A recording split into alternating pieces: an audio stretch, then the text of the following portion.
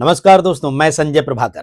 तारीख 5 अगस्त 2026 और ठीक 2 साल पहले जाइए और उन तस्वीरों को याद कीजिए। यही ठीक 2 साल पहले इसी तारीख को शेख हसीना को बांग्लादेश की सत्ता ही नहीं, अपना देश भी छोड़कर भारत आना पड़ा था। और अब उसी भारत की जमीन से शेख हसीना की आवाज एक बार फिर ढाका के सत्ता के गलियारों में सुनाई दी है। आवाज में चुनौती है, चैलेंज है, वापसी का ऐलान है और मौत का डर होने के बावजूद पीछे न हटने का दावा भी है।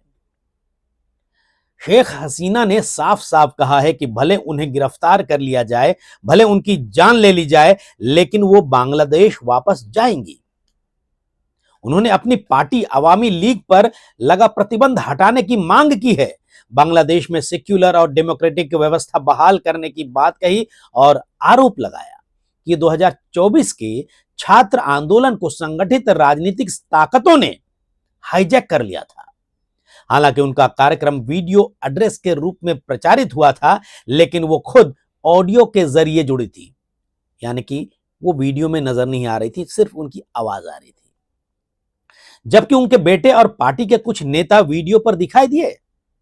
अब सवाल यह नहीं है कि शेख हसीना ने क्या कहा, असली सवाल यह है कि 2 साल से भारत में निर्वासन पर रह रही एक पूर्व प्रधानमंत्री का यह बयान बांग्लादेश की राजनीति में क्या तूफान खड़ा कर सकता है।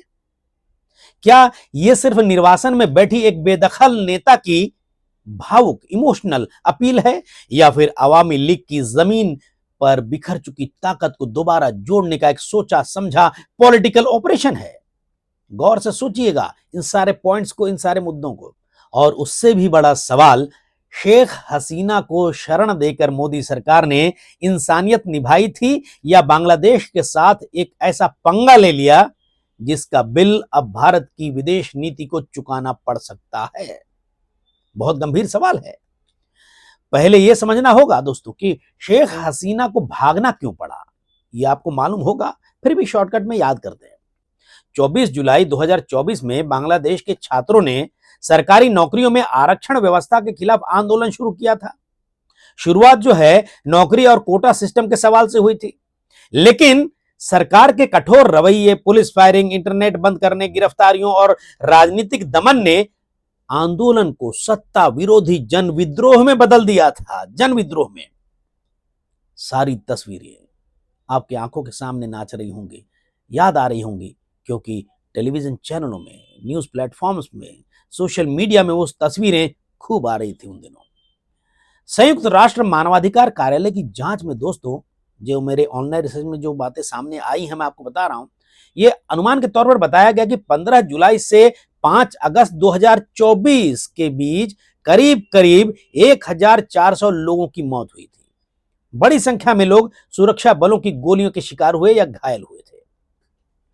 और यह आंकड़ा शेख हसीना और उनके समर्थक विवादित बताते रहे हालांकि, लेकिन संयुक्त राष्ट्र की रिपोर्ट ने उस समय की सरकार, तात्कालीन सरकार और सुरक्षा एजेंसियों पर योजनाबद्ध यानी पूरी प्लानिंग करके और व्यापक दमन के गंभीर आरोप लगाए थे, बहुत गंभीर आरोप। और जब प्रदर्शनकारी ढाका की तरफ बढ़े, उस समय सेना ने हालात को संभालने के लिए सरकार से दूरी बनानी शुरू कर दी थी। शेख हसीना की सरकार से दूरी बनानी शुरू कर दी थी। और 5 अगस्त 2024 को, यानी कि आज से ठीक 2 साल पहले, शेख हसीना हेलीकॉप्टर से भारत आ गई। यानी उन्हें सिर्फ विपक्ष ने नहीं हटाया था, उनकी सत्ता उस वक्त गिरी जब जनता का गुस्सा, छात्र आंदोलन, एडमिनिस्ट्रेशन जो टूट हुई वो, और सेना का बदलता रुख एक ही पॉइंट पर जाकर मिल गए। इसलिए यह कहना गलत होगा कि शेख हसीना सिर्फ किसी विदेशी साजिश की वजह से हटी, यह सही नहीं होगा। लेकिन यह भी उतना ही अधूरा होगा कि पूरा का घटनाक्रम सिर्फ अपने आप ऑटोमेटिकली छात्रों का आंदोलन था, यह कहना भी अधूरा होगा। आंदोलन में खास तौर पर वास्तविक जनाक्रोश था, लेकिन उसके बाद राजनीतिक दलों और संगठित समूहों ने सत्ता के खाली मैदान में अपनी अपनी जगह बनाई और रोटी सेकनी शुरू कर दी थी। शेख हसीना आज इसी हिस्से को पकड़कर कह रही हैं कि छात्रों की भावनाओं का इस्तेमाल करके चुनी हुई सरकार उस समय गिराई गई और उनका जो है यह पक्ष साबित हो चुका, निर्विवाद तथ्य नहीं। हसीना के जाने के बाद मोहम्मद यूनुस के नेतृत्व में अंतरिम सरकार बनी थी, आपको याद होगा, और इसी दौरान अवामी लीग की गतिविधियों पर जो है बैन लगा दिया गया था और उसका चुनावी रजिस्ट्रेशन जो है निलंबित कर दिया गया था, सस्पेंड कर दिया गया था। और शेख हसीना के खिलाफ मुकदमे भी चले, कई क्रिमिनल केसेस। साल 2025 में उन्हें 2024 की हिंसा से जुड़े ह्यूमैनिटी के खिलाफ, मानवता के खिलाफ अपराध के मामले में उनकी गैरहाजिरी में मौत की सजा सुनाई गई, जिसे वो पॉलिटिकल वेंडेटा, राजनीतिक बदला और कानूनी रूप से अवैध फैसला बताती हैं।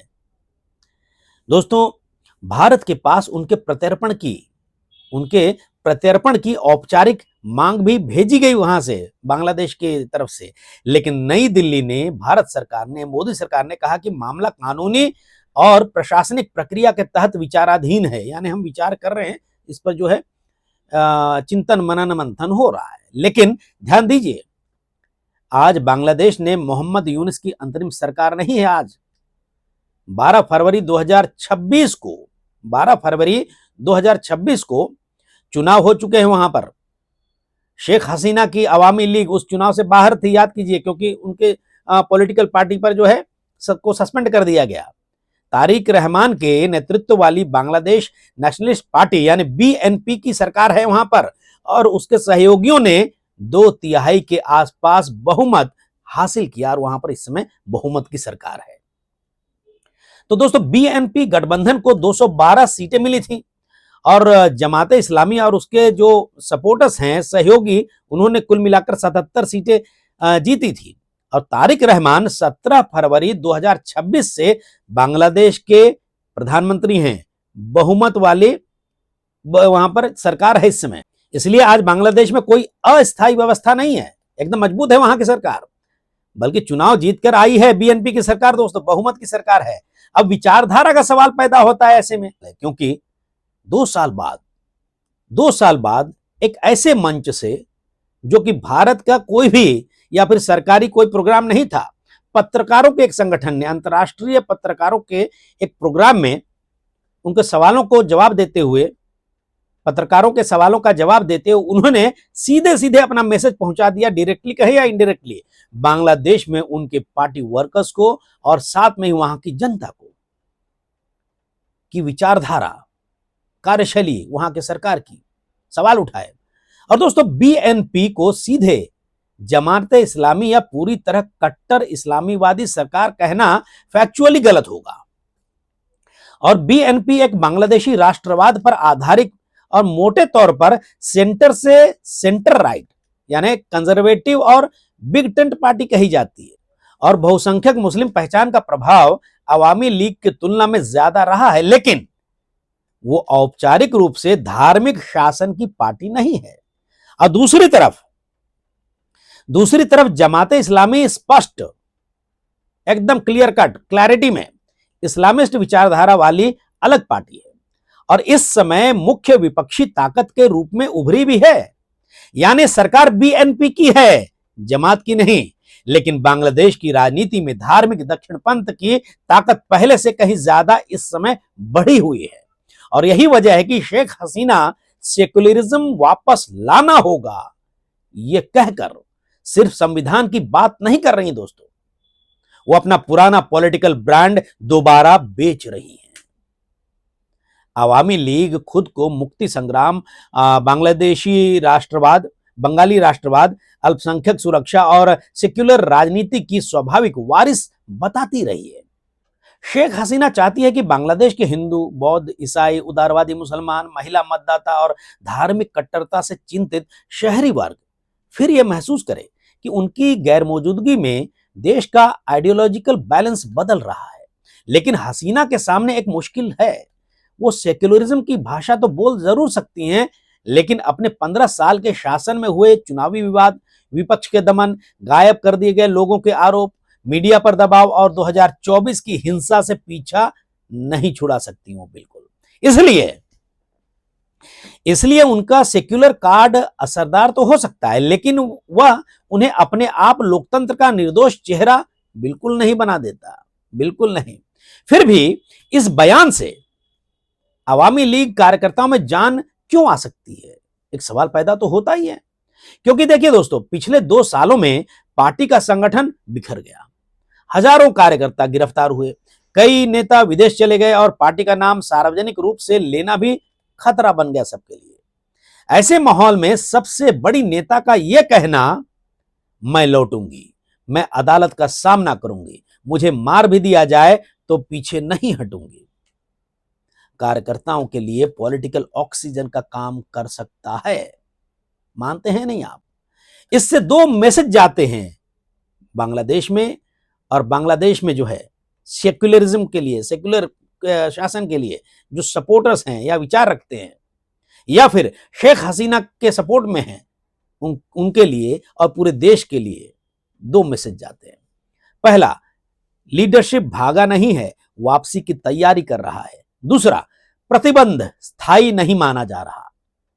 हसीना ने पहले रॉयटर्स को बताया था, बहुत बड़ी न्यूज एजेंसी है, उसको बताया था कि वो दिसंबर 2026 के आसपास अपने सीनियर सहयोगियों के साथ लौटकर अदालत में सरेंडर करने की प्लानिंग कर रही हैं, योजना बना रही हैं।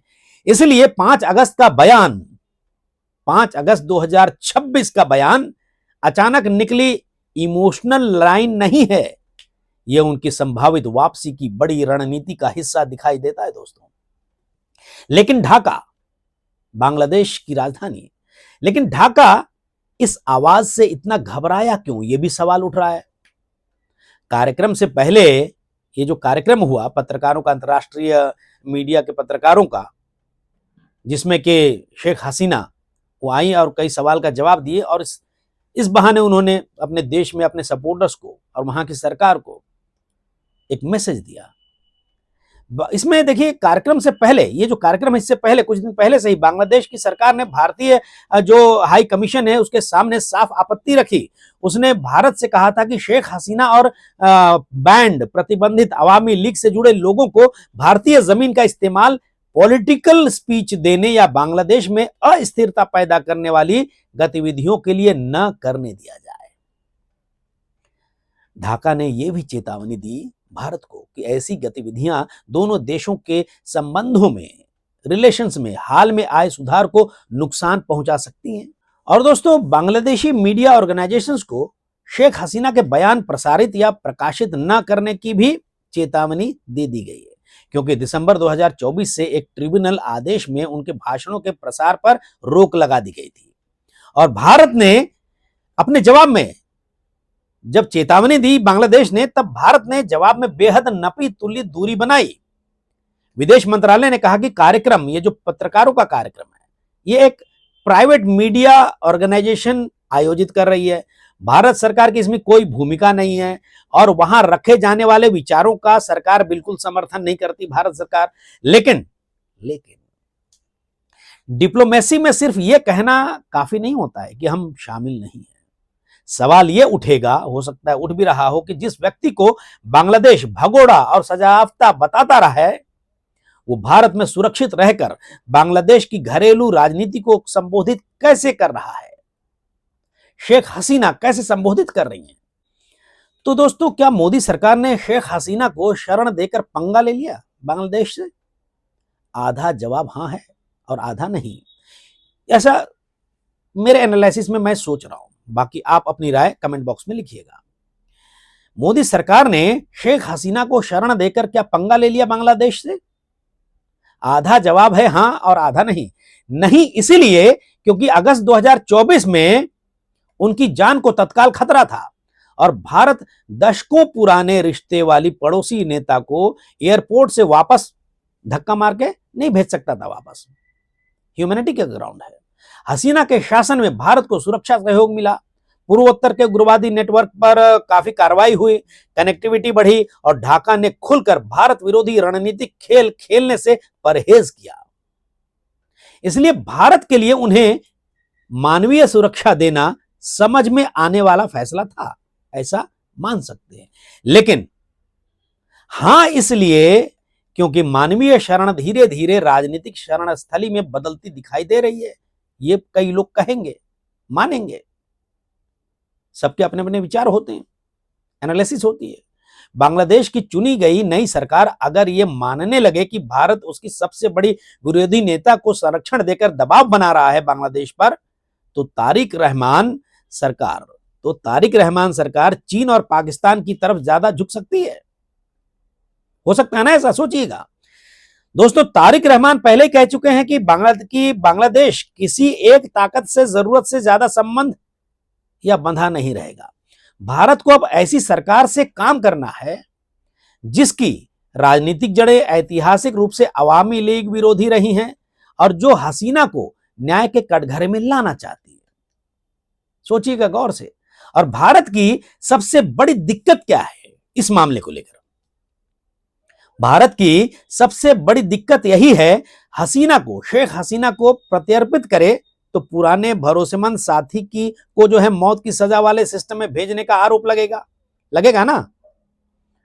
और एक्सट्राडिशन यानी कि प्रत्यर्पण न करे तो बांग्लादेश की निर्वाचित सरकार ये बोलेगी या बोल रही है कि भारत कानून और संधि से ऊपर अपनी पसंद की नेता को बचा रहा है।